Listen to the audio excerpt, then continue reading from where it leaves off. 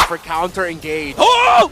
My goodness! Kekedot catches 3, paired up with the AOG from Kekedot. They elevate and detonate to bring down 3. And now they set their eyes on Daddy JP. Gonna bring down successfully. Wow! And a huge it's gonna be a retribution battle. The seal stopped by JP's glorious backline, paired up with a revitalize. Here comes Sanford onto the backline by James Pack still. Secures the Lord. OF going crazy onto the back and to bring down 3. James Pack with a winter crown placed around it by the members of the cavalry. Might be able to escape with a by itself immortality, but Sanford, Sanji, Carl says no! They will take down 4!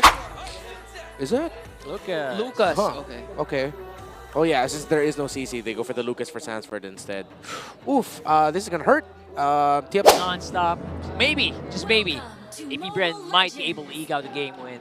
But that's up in the air as we go into game number 2. Does feel like they have a good lineup, but can they execute it like Renmar said? Okay, initial rotation should be quite even, typically. We have to look again at what the EXP matchup will be for Der and Sanford. Game number 1, Sanford was the MVP because he dominated the EXP lane and was just a nuisance in the map. Let's see if Der will stop that from happening this time around in game number 2. There you go. Bren basically asserting or trying to stop TLPH from moving out of the map, making sure that they have some level of control, at least early on. And they also have a good vision of where Carl TZ is heading. I mean, that's the initial goal that Bren has right now, is just to really take control over the river, make sure that Carl TZ does not get an opportunity to cross that map and try to go for jungle camps that he can take away up against James Banks. Full crit high and Master Assassin for Oheb on the Irithel plus the Festival of Blood onto Shizo. So Shizo's looking to sustain. I mean, naturally the Granger does really hurt. While Oheb, let's see how he'll be able to fare in the laning phase with making Shizo hurt. Unless Oheb's gonna go just, instead of aggro, he might just play really around getting the farm instead. Have to watch out for that too. They're being very aware of these bushes, which I really like. Again, James Banks not falling behind with Carl TZ is very crucial. Yeah. I like that you mentioned it because I actually like to highlight how JP has been performing even the past 5 games so far. So phenomenal, knows his role. You've seen it a while ago. James Banks was actually looking for an angle to go for maybe an aggressive start for Bren, but JP with a ring of punishment, just making sure that no brush is safe for Bren.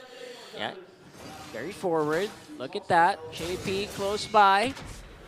Carl TZ can also respond when he can, but it's a 4-man for Bren. Okay, still on level 4 for Sanji and for Sanford, but here comes the counter attack from TLPH. A good initiation. And the first blood drawn onto James Pack and Kekedot. Once again, TLPH turning things around. Even if there was the first man to set up, TLPH was ready for it. You mentioned this, right?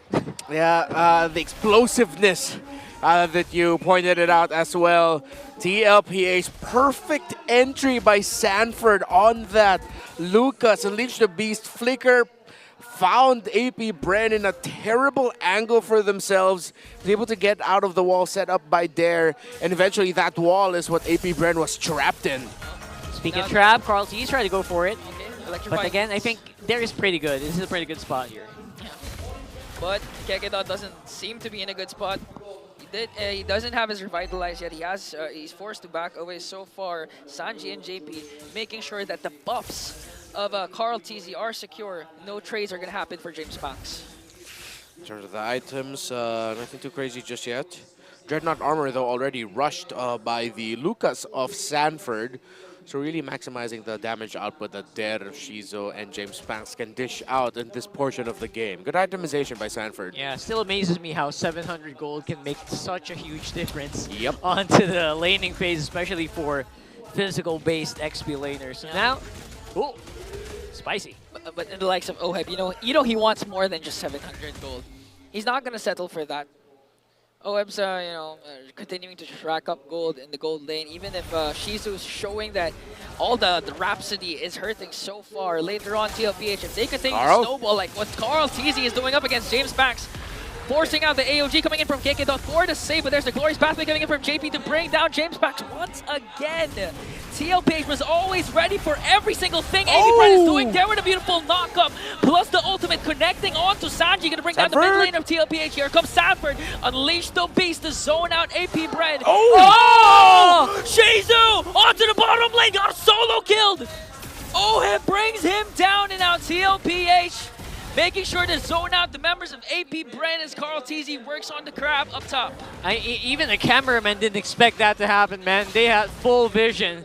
Oh my goodness, APBR might have an opening here. JP again with the glorious pathway. Sanji with a diversion. Down bottom brings Oheb with him. This might be a disaster for the Bees. 2 members are gone, make it 3, and even JP has a killing spree. Sanford flickers in with the TPs to zone out there, and TLPH are in full control. TLPH are playing with all the confidence in the world right now. They know they are simply better than their opponents as it stands. Oheb fell to a solo by Shizo, but since Oheb was back in base, Sanji said, you know what, come with me, let's go to the turtle, using the diversion to bring Oheb there when he respawned. APBR again are just getting outclassed by a far more experienced team.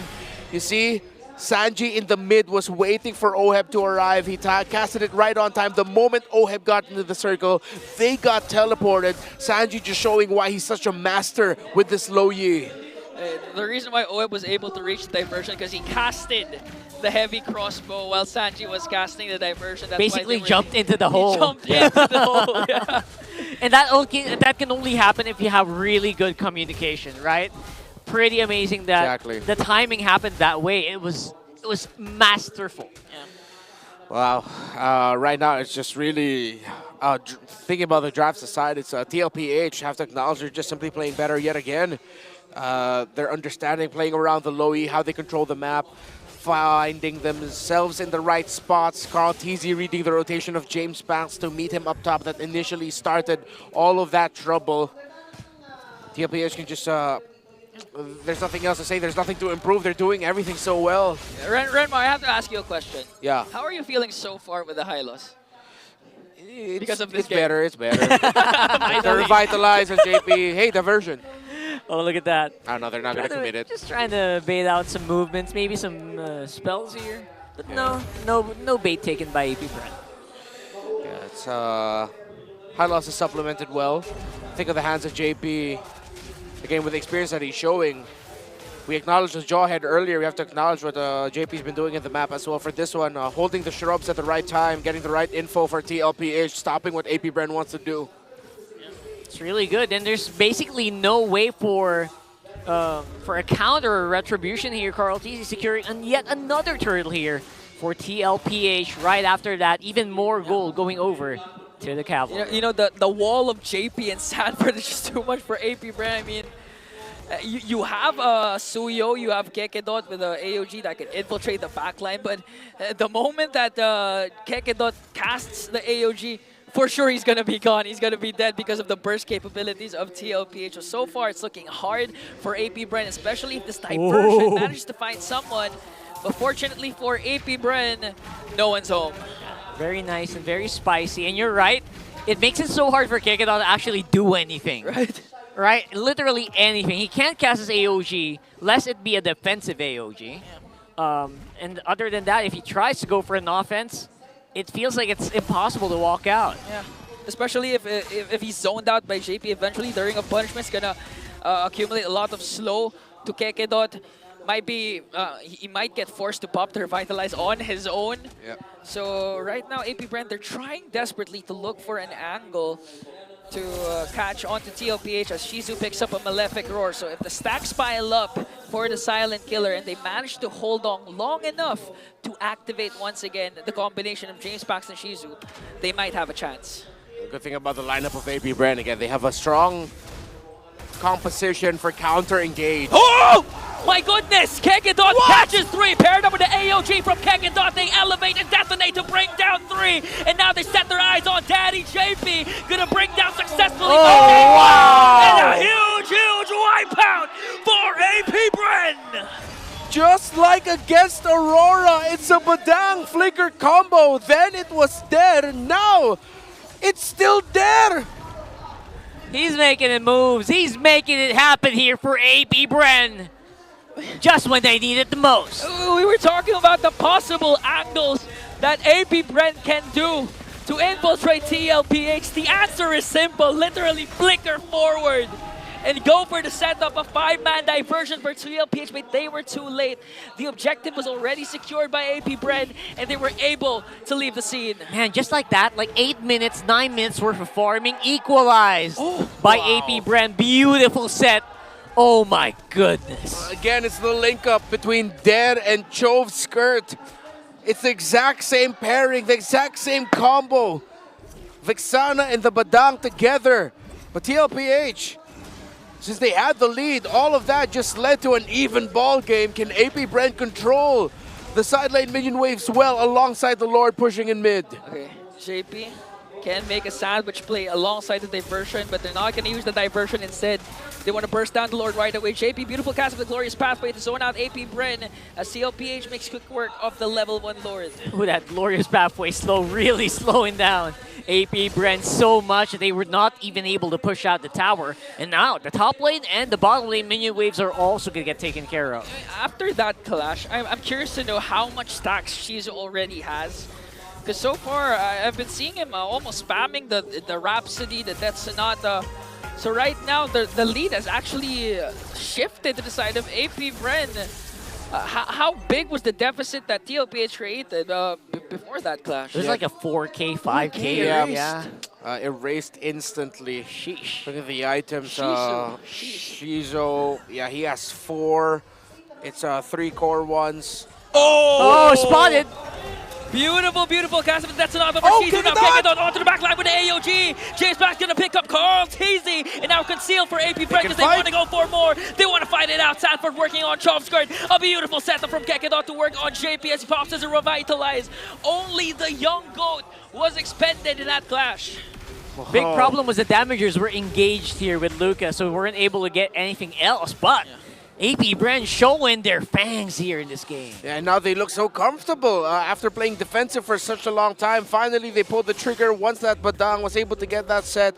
And I believe they were also waiting for Shizu to be completely ready. Now AP Bren are playing like how TLPH has played for majority of this series so far.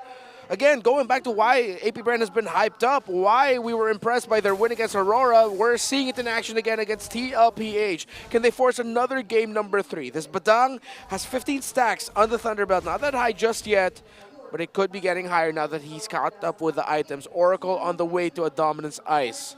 There really is something there, right? You can feel the potential, right? You can see it in their face. You can see it in their movements. They look like they're primed. They look like they know that they can win.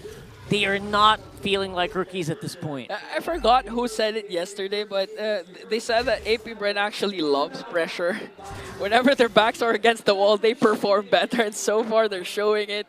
They might be able to take a game away from TLPH if they continue the discipline route, to continue to catch TLPH by surprise. Because it seems like AP Bren's the one doing the surprise, even if Sanji has the diversion for TLPH. Let's see. Already used up a lot or some of their skills here, but everyone on AP Bren feels like they're still ready to roll. Diversion, soft cooldown. Going for it right now. They sent out Oheb alone, paired up with JP's glorious pathway to try and zone out the members of AP Bren. They're working on Shizu, the silent killer. Finally silenced by the cavalry. Shopskirt out of the picture. Make it 3 because Kekedon is gone as well. James back desperately trying to retreat alongside Dare, but AP Bren secures that Lord. Very crucial take here for AP Bren. Team Liquid Philippines decided to focus onto the Lord.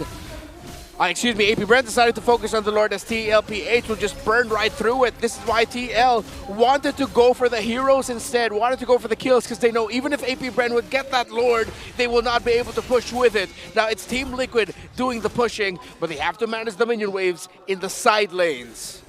The guts, the courage of TLPH, imagine sending out Oheb in the back lines with the diversion on his own with the Lord. That takes guts for the cavalry. Yeah, he just ran through. He was dancing around the revitalize of JP as well. At one point, Sanford was able to provide space for him since OHEB smartly ran behind the Lucas. Crazy play by TLPH that worked out very well for them. Okay, Shizu steals away the... Oh no, I thought it was Shizu who stole the orange buff, but Shizu definitely dishing out the damage onto JP. Gonna burst down by Chopsker. Here comes that Eternal Guard. James Bass gonna fall down as well. Dare! With Dare with a beautiful catch onto OM. Popping his Wind of Nature as Carl Teasy is left alone against 3 members of the Bees. 2 members are gone, Carl Teasy and JP, and now they're on to push to the top lane. TLPH trying to save up. OHEB basically left Carl TC on his own. JP as well going down means it's going to be a bit of a more difficult defense here, but they are able to clear up enough. No fights in the next few seconds, but man, oh man, APBR are really hurting. We pointed it out earlier, the strength of the counter engage. Look at all the tough boots on the board with so much crowd control being dealt by the 2 lineups. AP, Bren, Der, Kekadot, and Chovskirt have been online, especially in that last clash that we saw, maximizing their ultimates to dish out a deadly counter-engaged combo. So far, APBR has been the way they approach the clashes. Imagine there's one big clash and they're so good at dissecting it into segments that they can actually pinpoint the proper targets that they need to bring down in order to win the clash. A beautiful pair by Dare and Kekidot to actually target OHEB, and at the same time, the rest of the members of APBR was targeting Carl TC. That's why they were able to get 3 kills up against TLPH. Very nice here. At the very least, we got some stacks running. 672 on the Granger so far. Oh. So I would say he is primed and ready to go at this point. I know Skypiercer pick up here for Shizu decided to go for a much more sustainable route. With this Granger pick, has to respect the damage capability that TLP and that OHEB specifically can bring out. But again, the Lord has spawned. This is the 3rd. 2 consecutive Lords was secured by APBR. Will this be the case again for the Bees? They'll get ready for the next possible Lord here. Definitely ahead in the setup is TLPH. Don't forget, they have diversion. They used it already. Sending OHEB very deep in. Oh, he gets spotted out! Shizu checked it, what a read! Oh, Shizu showing experience. Even if they're just joining the big leagues now, they know the tendencies of a proven champion like TLPH. That's a wasted diversion already for TLPH. They have to face APBR man-to-man, front-to-front. They're going to get spawned out by Carl CZ. Meanwhile, Sanford onto the back line. 16,000 HP for this Lord. It's going to be a retribution battle. Conceal stopped by JP's glorious battle. Paired up with the Revitalize. Here comes Sanford onto the back line by James Pack still. Secures the Lord. OM going crazy onto the back. Going to break down 3. James Pack with a Winter Crown. Plays surrounded by the members of the cavalry. Might be able to escape with by its immortality. But Sanford, Sanji, Carl Sanford. They will take down 4. Kekadot is the only one left. I don't know if that Lord was worth it. That's 4 down on APBR right now. A little bit of divine intervention favoring Team Liquid. Knockups on the Lord and key members of APBR ruined that team fight. And what a diversion to send OHEB to the back. Diversion again. TP's to the front. Kekidot with a delay. He has an immortality 5 seconds before Dare pops up. Sanji and the rest of the members of TLPH will once again reign supreme. And here in the day number 2 of week 2, TLPH remains undefeated. We get 3-2-0s. We thought we would get a 3rd game. But once again, Team Liquid's Low Yi coming in the clutch.